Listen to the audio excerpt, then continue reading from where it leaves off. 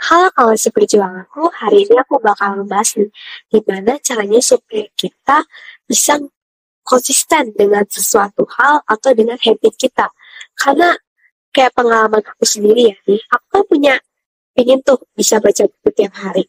Tapi pada akhirnya aku lupa buat baca buku, bahkan aku nggak ingat aku harus baca buku, dan buku itu ada di mana. Pasti kita nggak mau kan, kayak seperti itu, kayak nggak bisa mengontrol apa yang ada di dalam diri kita. Nah, jadi apa sih yang bagaimana cara mencegah itu?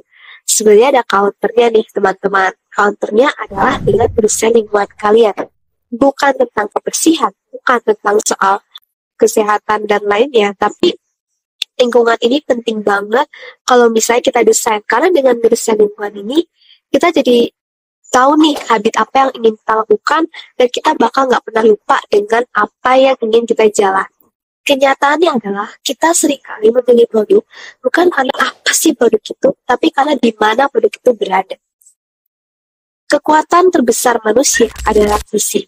Bahkan beberapa ahli bilang kalau misalnya sebagian otak kita itu karena ditentukan karena visi.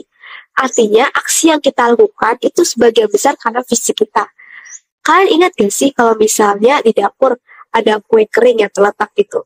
Terus kalian lagi ke dapur ngeliat kue kering itu, kalian makan meskipun kalian nggak lapar, tapi karena ada, akhirnya kalian makan.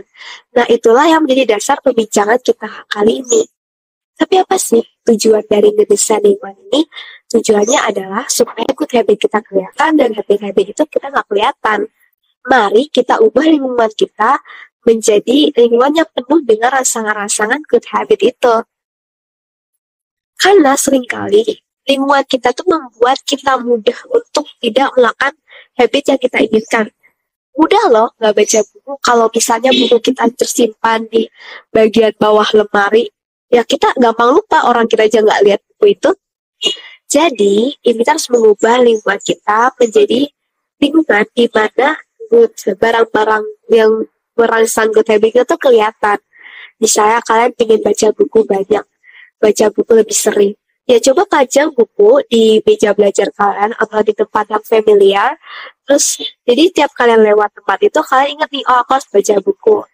Terus kalau misalnya kalian ngerasa kalian minum nggak terlalu banyak gitu ya. Terus tapi kalian nggak bisa karena kalian punya alasan terlalu sibuk lah. Jadi kalau kerja nggak sempat untuk ambil botol minum. Coba tiap pagi isi botol minum kalian sampai penuh, terus taruh di tempat kerja. Jadi pas kalian kerja, kalian lihat botol minum, kalian otomatis langsung minum, dan minum kalian pun lebih banyak. Nah, ini terjadi pada aku juga. Terus kalau misalnya kalian ingin makan banyak buah, itu tiap pagi udah potong-potong tuh buahnya, terus taruh di piring, letakin di meja makan kalian. Jadi kalau misalnya kalian ke dapur, kalian nggak makan snack, tapi yang kalian makan adalah buah. Oh, jangan lupa ya, snacknya juga disembunyiin. Karena kalau snacknya ditampakin, juga sama aja, kalian bakal cenderung makan snack juga. Gitu. Terus kalau misalnya nih kalian mau latihan gitar lebih banyak karena kalian bisa punya jadwal, aku harus jago gitar, taruh gitar di tempat yang sering kalian lewati juga, misalnya di ruang tamu. Jadi kalian lihat ke ruang tamu, lihat gitar, gampang ngambilnya, nggak perlu, jangan taruh di tempat yang kelihatan yang susah untuk diambil buat latihan.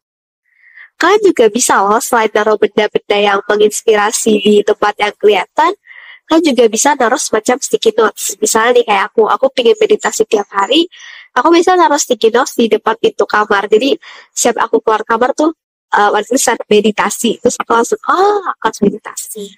Dan aku juga biasanya naruh fix schedule atau jadwal tetap aku di depan meja aku, di depan meja belajar. Jadi kalau misalnya aku bangun tidur nih, aku ngeliat jadwal tetap aku ingat kalau misalnya, aku harus ngelakuin ini sebelum beraktivitas. Tapi nggak cuma itu doang, kita juga harus memandang lingkungan kita sebagai tempat yang punya koneksi dengan diri kita.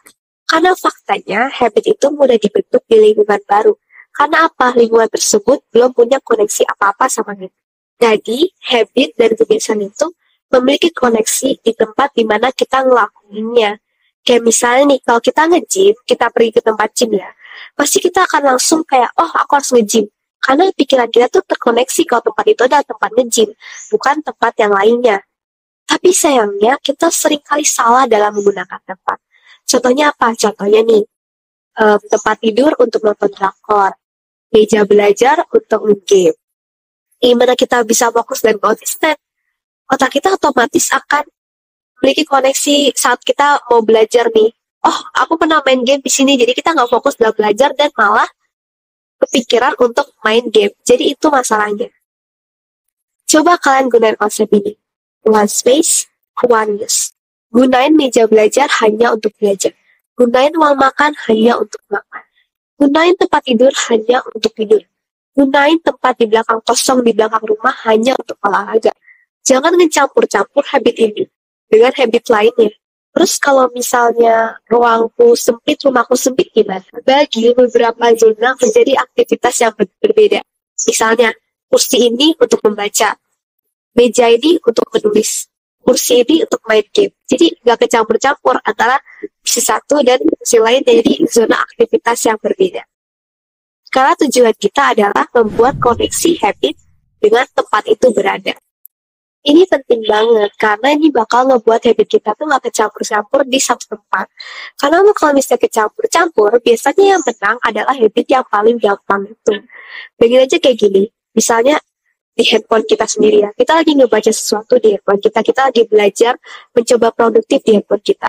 Tapi ujung-ujungnya malah scroll IG, ujung-ujungnya malah nonton YouTube. Pernah nggak sih kalian kayak gitu? Jujur aku pernah. Aku mau belajar, tapi malah main game di handphone. Gara-gara aku ingat, aku pernah main handphone